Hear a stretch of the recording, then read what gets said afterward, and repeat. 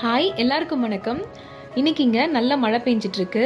நம்ம சூடான ஏதாவது ஸ்நாக்ஸ் ரெசிபி செஞ்சு சாப்பிட்லாம் அப்படின்ட்டு ரவை பணியாரம் செய்கிறதுக்கு 1 கப் அளவுக்கு ரவை, 1/4 கப் அளவுக்கு மைதா, 1 கப் அளவுக்கு சர்க்கரை, 1 கப் அளவுக்கு தண்ணி, அதில் 4 ஏலக்காய், 2 ஸ்பூன் அளவுக்கு நெய் சேர்த்துக்கிறோம்.